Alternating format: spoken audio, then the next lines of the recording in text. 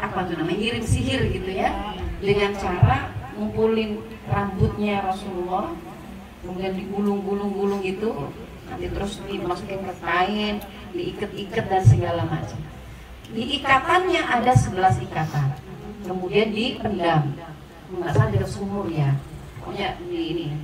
Akhirnya malaikat turun dengan izin Allah, dengan perintah Allah, dan memberitahukan kepada Rasulullah SAW bahwa kamu ini sakit akibat sihir. Kemudian diberitahukan lokasi tadi ya, apa media tadi sihir. Jadi sihir itu pasti pakai media ya Bu? Ya, pakai media itu dikasih tahu tempatnya, dipendam di sini. Akhirnya diambil dan ternyata ada 11 ikatan.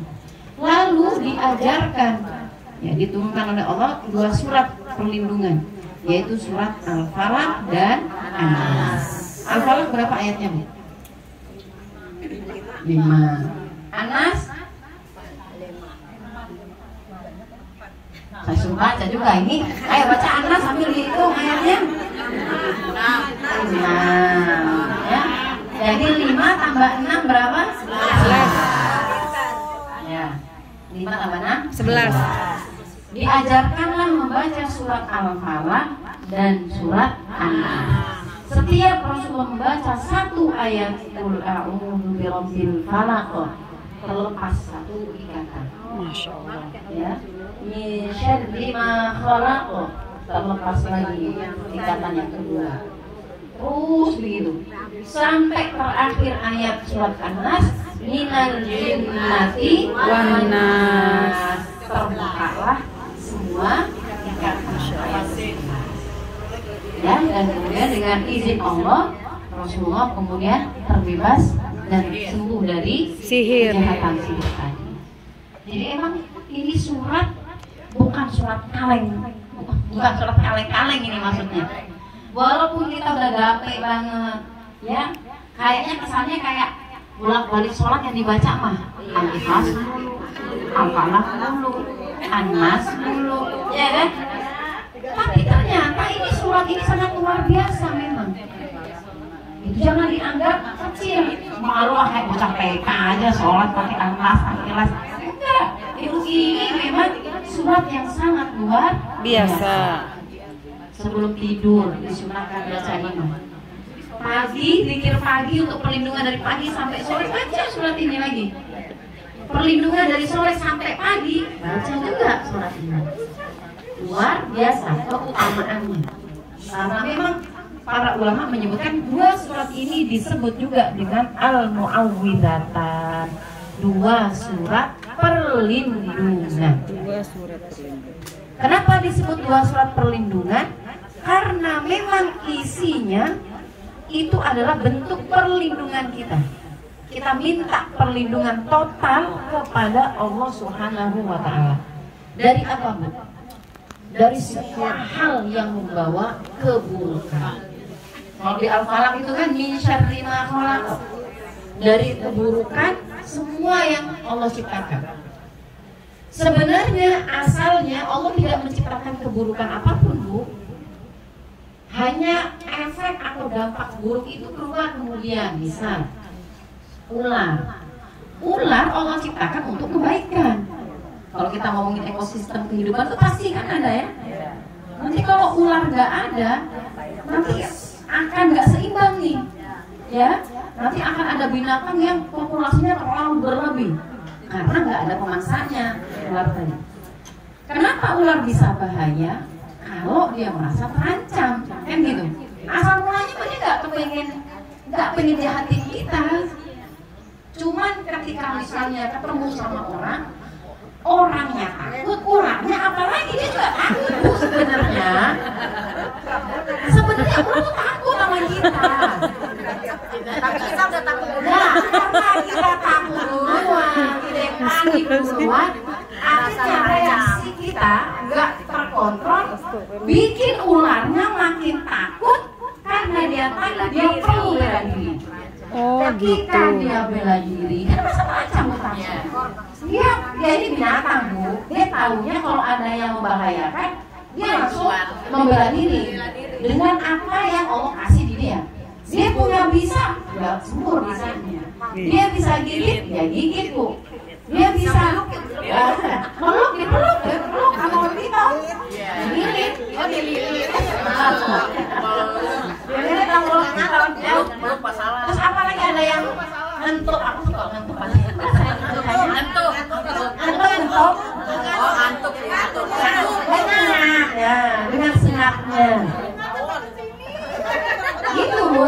Jadi itu hanya kayak reaksi dia aja. Saya jadi ingat anak saya, dia punya trauma dengan lebah Bu. Kalau melihat lebah kok kecil dia takut serangga gitu. Karena dia cerita waktu di pondok kan banyak pohon. Dia duduk Bu, terus dia nggak tahu kok tahu-tahu ada kayak benda gitu kan di celananya, jadi di betis Bu. Masuklah ke gamisnya dia apa ya, karena ada benda, ya refleksnya kita pengen kita singkirin kayak kita apa kita. Nah, karena binatang tadi merasa terusik karena gerakan anak saya, merasa terancam, dia keluarin lah itu senjatanya. Dia antur serat dari anak saya. Nggak taunya itu. Ini apa namanya? Iya, awon gede. Oh, dia bilang awon gas belum. Tawon yang gede itu loh Bu. Ya Allah, sampai bolong. Iya, tuh istilahnya. Jadi sebenarnya bukan keburukan yang Allah ciptakan, itu hanya efek aja, gitu ya. Nah, karena memang faktanya di dunia ini banyak yang seperti itu, kita diperintahkan, diajarkan untuk tetap minta perlindungan, ya kan? Terus kemudian apa lagi? Wa min syarri ghasiqin idza waqa. Minta perlindungan dari malam apabila gelap gulita. Bukan berarti malamnya yang jahat, enggak. Para ulama menyebutkan karena di malam hari biasa potensi terjadi kejahatan, keburukan, gitu ya. Binatang-binatang liar keluar, jin-jin pada berkeliaran dan segala macam. Tahu banget lah. Di luar. Yang nemenin us. Wa min syarri nafatsati fil 'uqad. Dan dari keburukan kejahatan para perempuan yang meniup buhulnya. Ini yang dimaksudkan adalah sihir dari tukang sihir. Di Al-Quran sudah dikasih tahu, biasanya tukang dukun itu perempuan banyaknya nih kayaknya. Karena di surah Al-Falaq perempuan Bu, perempuan yang meniup buhul-buhulnya. Tukang sihirnya perempuan, menandakan banyak praktek loh. Kalau dari baskom ya. Dari baskom ya benar-benar. Dari baskom ya. Luar biasa sihir itu sangat jahat, ya Bu. Luar biasa, dia bisa menjadi wasilah penyebab ajal seorang. Ajal itu juga sudah Allah tentukan, ya. Maka semua orang diminta untuk minta perlindungan dari sihir. Wa min syarri hasidin idza hasad, gak kalah seremnya tukang sihir, tukang iri dengki itu juga berbahaya dari tukang sihir. Iya. Jadi kita diajarkan untuk minta perlindungan dari orang yang iri apabila dia mendengki, ya. Terus yang kalau surat An-Nas, ya, dari segala keburukan, kejahatan, setan baik dari golongan jin dan manusia. Jadi ternyata yang perlu diwaspadai bukan hanya kejahatan makhluk halus saja Bu. Makhluk yang kasat mata yang kelihatan itu juga perlu diwaspadai karena dia juga bisa menjadi setan. Iya, ya kan? Kalau manusia sudah menjadi setan, wah jauh lebih berbahaya daripada setan jin itu sendiri. Jin setan nggak bisa nyentuh kita, tapi kalau manusia yang juga jadi setan, dia bisa nyentuh kita. Kan? Jadi minta perlindungan, ya. Surat apa aja tadi berarti Al-Fatihah, An-Nas, Al-Falaq. Berkaitan Al-Ikhlas. Apa surah Al-Ikhlas? Ada cerita sebuah hadis diriwayatkan bahwa ada sahabat itu ketika sholat mengimami yang dibaca Al-Ikhlas mulu. Siapa kayak sahabat itu di sini? Ada nggak? Al-Ikhlas mulu, ya. Tapi ntar dulu ada bedanya nih. Kalau di sini Al-Ikhlas mulu karena kan nggak hafal yang lainnya. Betul saya ini. Ya, biasanya begitu. Antara memang hafalnya cuma Al-Ikhlas atau buru-buru kita masa Al-Baqarah dibaca. Baju surat mau jalan-jalan ini ketinggalan bus kita. Al-Ikhlas aja lah. Biar cepat antara begitu kan.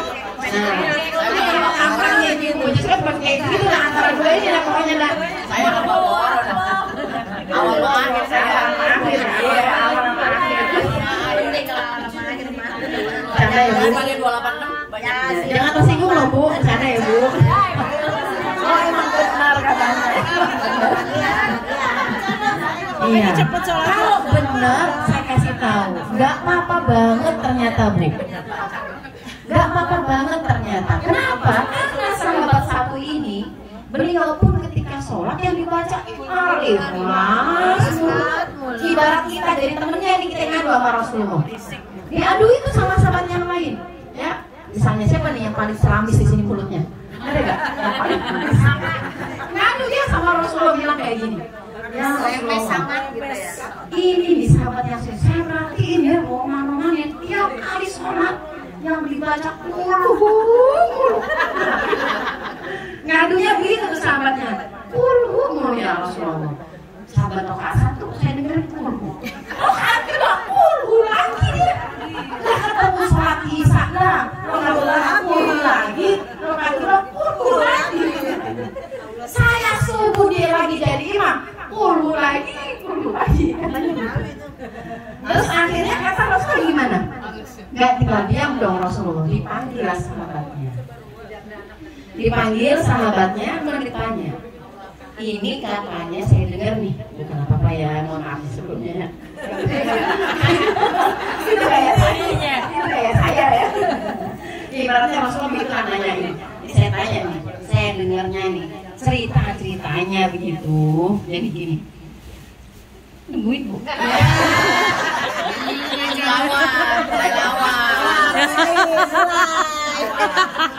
Nungguin ya. Biar nggak ngantuk ya Bu. Ya. Aduh, ampun disuruh semua ini malah sepuh ini ya Allah. Sabar jahit. Iya, jadi kata Rasulullah, ceritanya katanya kamu kalau sholat tuh yang dibaca surat Al-Ikhlas terus. Kenapa begitu kata Rasulullah? Benar sahabat itu bilang, wahai Rasulullah saya nggak tahu kenapa, tapi memang saya itu suka banget dengan surat Al-Ikhlas. Saya suka banget dengan surat Al-Ikhlas. Ini menurut ibu-ibu kenapa sahabat itu suka sama surat Al-Ikhlas? Ayo, kenapa dia suka banget dengan surat Al-Ikhlas? Iya, karena surat Al-Ikhlas itu semuanya tentang Allah. Jadi kita kalau cinta sama orang, kan kita seneng Bu ngulang-ngulang terus tentang orang itu. Nggak akan bosan, bener nggak? Iya kan? Nih, Bu Lilis nih, kita nggak sama Pak Mujahid. Nah, kalau ibu ngomongin Pak Mujahid, yang cakep-cakepnya diomongin Bu, yang jelek-jeleknya. Pasti seneng. Sebut namanya seneng, ya nggak? Disebut sifat-sifat baiknya senang pasti itu. Nah, sahabat ini tuh seperti itu karena cinta sama Allah, sayang banget dan pokoknya cinta sama Allah.